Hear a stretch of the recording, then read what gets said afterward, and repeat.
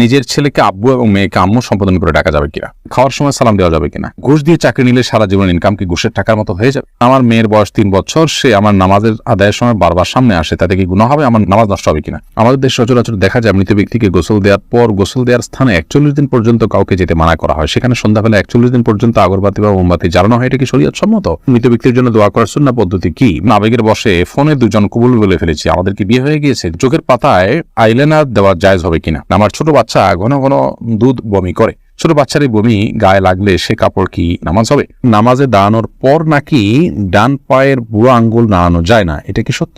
ফজর নামাজের আজানে আসসালাতু খায়রুম মিনান নাওম বলার সময় আমরা উত্তরে কি পড়ব? অনেক বয়স হওয়ার পরও আমার বড় ভাই বিয়ে করছে না, পরিবার চাচ্ছে আমাকে বিয়ে করাতে, কিন্তু আমি সমাজের মধ্যে লজ্জিত হয়ে যাচ্ছি, আমার কি করণীয়? চলুন তাহলে আর বিলম্ব না করে আপনাদের প্রশ্নের উত্তর দেওয়ার আলোকিত ভবনে আমরা প্রবেশ করি এবং শুরু করি আমরা প্রশ্নোত্তর দেওয়ার পালা। আবু রেজা ইনুর আপনি লিখেছেন, আমার ছোট বাচ্চা ঘন ঘন দুধ বমি করে, ছোট বাচ্চার এই বমি গায়ে লাগলে সে কাপড় কি নামাজ হবে? বাচ্চা যদি বমি করে এবং সেটা আপনার কাপড় লেগে যায়, অবশ্যই যে অংশে লাগবে সে অংশ নাপাক হবে, অংশ আপনি ধুয়ে ফেলবেন, বাকি কাপড় পাক আছে বাকি থাকবে, যেটুকু লাগবে সেটুকু ধুয়ে ফেললে পাক হয়ে যাবে। এই যে সাথে আপনি লিখেছেন, পার্লারে কোকড়া চুল সোজা করলে কি গুনাহ হবে? কোকড়া চুল আপনার যদি মনে করেন যে এটা আপনার সৃষ্টিগত একটা সমস্যা, আপনার এটা রোগের মতো অস্বাভাবিকতা আছে এর মধ্যে, তাহলে সেক্ষেত্রে এটা সোজা করার জন্য আপনি চেষ্টা করলেন এবং ব্যবস্থা নিলেন, তাতে ইনশাআল্লাহ গুনাহ হবে না। রেজাউল আমিন আপনি লিখেছেন, অনেক বয়স হওয়ার পরও আমার বড় ভাই বিয়ে করছে না, পরিবার চাচ্ছে আমাকে বিয়ে করাতে, কিন্তু আমি সমাজের মধ্যে লজ্জিত হয়ে যাচ্ছি, আমার কি করণীয়? লজ্জিত আর কিছু নেই, বিয়ে বড় ভাইয়ের আগে ছোট ভাই করলে যে কোনো গুনাহ হয় এরকম না, এটাকে দোষণীয় মনে করাটা আমাদের সমাজের ত্রুটি, বরং অতএব সমাজের ভুল ভাঙার চেষ্টা করাটা দোষণীয় কিছু না। আপনার পরিবার যে আপনাকে বিয়ে করতে চাচ্ছে এটাই তো শুকর আদায় করার মতো বিষয়। যে অনেক পরিবার তো বড় ভাই বিয়ে না করলে ছোট ভাইকে আটকে রাখেন, আপনার বড় ভাই আটকাচ্ছে না, আমার মনে হয় আপনার বিয়ে করতে আগ্রহী হওয়া উচিত। নারুজ্জামান সরকার এর থেকে আপনি লিখেছেন, ঘুষ দিয়ে চাকরি নিলে সারা জীবন ইনকাম কি ঘুষের টাকার মতো হয়ে যাবে? না, ঘুষের টাকা দিয়ে ঘুষ দিয়ে যদি চাকরি নেন, চাকরিটা যদি হালাল হয় তাহলে আপনার সারা জীবনের ইনকামটাই হারাম হয়ে যাবে, সেরকম না। তবে ঘুষ দিয়ে চাকরি দিয়ে যে অন্যায় করেছেন সেটুকু আপনি হারাম কাজ করেছেন এবং তার জন্য আল্লাহর কাছে আপনাকে তওবা করতে হবে, ইস্তিগফার করতে হবে এবং গুনাহ থেকে বেরিয়ে আসার জন্য চেষ্টা করতে হবে। পরবর্তীতে যেন আর কখনো না হয় বলে সে চেষ্টা করতে হবে, কিন্তু পরবর্তীর উপার্জনগুলো আপনার এর কারণে সবগুলো হারাম হয়ে যাবে না। শিহাব আপনি লিখেছেন, খাওয়ার সময় সালাম দেওয়া যাবে কিনা। খাওয়ার সময় সালাম দেওয়া নেওয়াতে মৌলিকভাবে কোনো অসুবিধা নেই, যদি ডিস্টার্ব ফিল না করেন যাকে সালাম দিয়েছেন তিনি, তাহলে সেক্ষেত্রে খাওয়ার ফাঁকে ফাঁকে আমরা কথা বললে সেটা যেরকম নাজায়েজ নয়, ঠিক সালাম আদান প্রদান করলে সেটা নাজায়েজ নয়। আমরা অনেকে মনে করি খাওয়া আর ইবাদত করা সমান, খাওয়া আর নামাজ পড়া সমান, এরকম অনেক মুখরোচক কথা বা অনেক বলি আমরা শুনতে পাই, এগুলোর কোনো ভিত্তি নেই। নামাজ এরকম কথা বলা যায় না, সালাম দেওয়া যায় না, খাওয়ার সেরকম কথা বলা যাবে না, বোবার মতো বসে খেতে হবে এবং সালাম দেওয়া যাবে না, এরকমটি আমরা অনেকে মনে করি, এটা সঠিক নয়।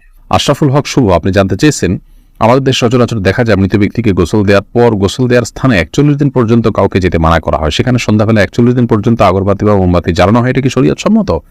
কোনো জায়গায় মৃত ব্যক্তিকে গোসল দেওয়া হলে সেখানে এই প্রথাটি আমাদের সমাজে অনেক ক্ষেত্রেই প্রচলিত আছে, যে আগরবাতি বা মোমবাতি ইত্যাদি সেখানে আপনার জ্বালানো হয় এবং সন্ধ্যাবেলা 41 দিন পর্যন্ত এই কাজটি করা হয়, কেউ সেখানে যেতে চাইলে নিষেধ করা হয়। এটি সম্পূর্ণ কুসংস্কার এবং এ ধরনের বিশ্বাসগুলো শিরকি বিশ্বাস, কুসংস্কারচ্ছন্ন বিশ্বাস, এর বেশিরভাগই এসছে হিন্দু সমাজ থেকে। একজন মুসলমানের এই সমস্ত কুসংস্কারকে বর্জন করা উচিত। যেখানে গোসল দেওয়া হবে সে জায়গার বিশেষ কোনো বিধান নাই, সেটা অন্য 10টা জায়গার মতোই একটি জায়গা। এমনি আরিফুল ইসলাম জানতেছেন, মৃত ব্যক্তির জন্য দোয়া করার সুন্নাহ পদ্ধতি কি? মৃত ব্যক্তির জন্য আল্লাহ তাআলার কাছে সাধারণভাবে দোয়া করবেন, আল্লাহ আপনি তাকে মাফ করুন, ক্ষমা করুন, ইস্তিগফার করবেন, কায়মন ওয়াক্যে আল্লাহর কাছে তার পক্ষ হয়ে সুপারিশ করবেন, ক্ষমা চাইবেন। এসএচ রুবেল, এছাড়া বিশেষ কোনো পদ্ধতি নেই, একত্র হতে হবে, লোকজন জড়ো করতে হবে, হুজুরদেরকে নিয়ে আসতে হবে, এমন কোনো কথা কোরআন হাদিসে আমাদেরকে বলা হয়নি।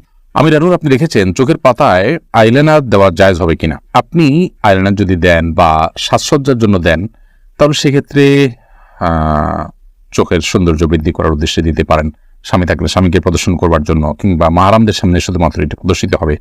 আর যদি রাস্তাঘাটে গায়ে মাহারামদের সামনে এটি প্রদর্শন করার উদ্দেশ্য হয় বা ওপেন সবার জন্য আপনি নিজের সৌন্দর্যকে প্রকাশ করার উদ্দেশ্যে দিয়ে থাকেন, তাহলে সেক্ষেত্রে এটা নাজায়েজ এবং গুনাহ হবে। ফখরুল ইসলাম মাহিন আপনি লিখেছেন, আবেগের বশে ফোনে দুজন কবুল বলে ফেলেছি, আমাদের কি বিয়ে হয়ে গিয়েছে? জি না, বিয়ে তো সহজ নয় যে আবেগের বশে দুজনে কবুল করে বলে ফেলছেন আর বিয়ে হয়ে গেছে। দুজন সাক্ষীর সামনে প্রস্তাব এবং কবুল হবে এবং অন্যান্য শর্তাদি পাওয়া যাবে, তখন সেক্ষেত্রে সেটি শরিয়ার দৃষ্টিকোণ থেকে বিশুদ্ধ এবং আপনার সঠিক বিয়ে হিসেবে বিবেচিত হবে।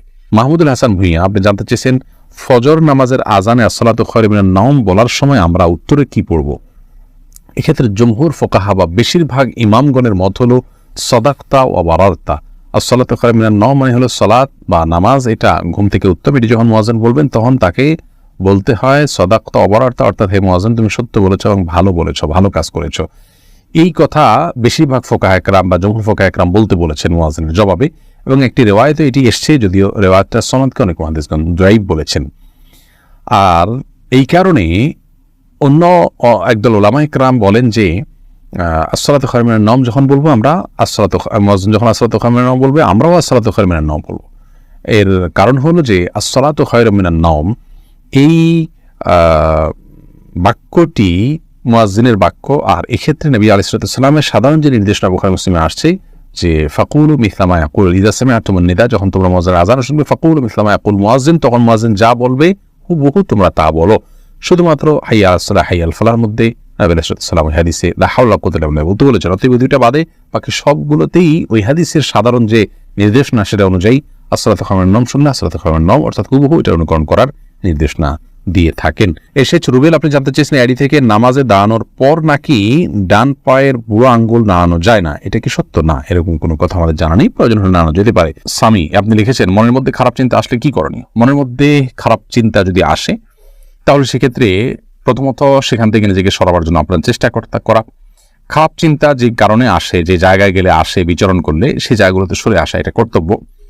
আর আল্লাহ সম্পর্কে, আখিরাত সম্পর্কে বাজে চিন্তা ইত্যাদি অনেক সময় আসে, এরকম আসলে তাহলে সেক্ষেত্রে বাম দিকে 3 বার প্রতীকী থুতু ফেলে থু এভাবে 3 বার প্রতীকী থুতু ফেলা এবং আমানতু বিল্লাহি ওয়া রাসূলিহি পড়া এবং আউযু বিল্লাহি মিনাশ শাইতানির রাজিম পড়া, এগুলোর মাধ্যমে ইনশাআল্লাহ বিদিনিল্লাহ আমরা মনের বাজে চিন্তাকে দূর করার চেষ্টা করতে পারি। কবির বেগম লিখেছেন আমার মেয়ের বয়স 3 বছর, সে আমার নামাজের আদায়ের সময় বারবার সামনে আসে, তাতে কি গুনাহ হবে? আমার নামাজ নষ্ট হবে কিনা? না, আপনার গুনাহ হবে না এবং আপনার নামাজ নষ্ট হবে না।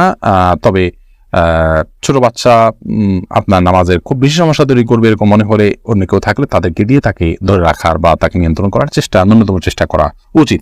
আব্দুর রহমান জানতে চেয়েছেন আমি একজন দর্জি, মহিলাদের পোশাক তৈরি করি, আমি যদি কোনো মহিলাকে তার ইচ্ছা মতো ডিজাইন জামা বানিয়ে দেই আর সে যদি সেটা পরে বেগানা পুরুষের সামনে যায়, দিকে আমার পাপ হবে? যদি এমন হয় যে পোশাকটা বানানোই হচ্ছে পাপের কাজের জন্য আপনি জানেন, তাহলে সেক্ষেত্রে তাকে সহায়তা হবে তার সেটা তৈরি করে দিলে। সেজন্য এটি তৈরি করার ক্ষেত্রে আপনি ডিনাই করা উচিত, এতটুকু এখতিয়ার অধিকার আপনার থাকা উচিত এবং ইমানি গায়রত যেটাকে বলে ইমানি আত্মসম্মান বোধ সেটা আপনার থাকা উচিত। আর যদি এই লেভেলের সমস্যা না হয়, বরং এটা তিনি বাসায় পড়তে পারেন, তার স্বামীর সামনে পড়তে পারেন, বাহিরে পড়তে পারেন, কি করবেন আপনি জানেন না, তাহলে আপনি খুঁচিয়ে তাকে জিজ্ঞেস করার কোনো প্রয়োজন নেই এবং এর কারণে আপনার গুনাহ হবে না। তিনি যদি এটাকে অন্যায় কাজে ব্যবহার করেন ইনশাআল্লাহ আপনার গুনাহ হবে না। এস এ হাবিব আপনার প্রশ্নটি আপনি লিখেছেন নিজের ছেলেকে আব্বু এবং মেয়েকে আম্মু সম্বোধন করে ডাকা যাবে কিনা? স্নেহের জায়গা থেকে বা মমতা করে তাদেরকে আব্বু বা আম্মু ডাকতে কোনো অসুবিধা নেই। এটার উপকার্থে আব্বু আম্মু ডাকা হয়। আব্বু আম্মু ডাকার মানে এই না যে আমার কাগজে কলমে জন্মদাতা পিতা বা মাতা হিসেবে তাদেরকে ঘোষণা দিলাম, এরকম তো আর কেউ করে না। অতএব স্নেহের বসে তাদেরকে আব্বু কিংবা আম্মু ডাকাতে কোনো সমস্যা নেই।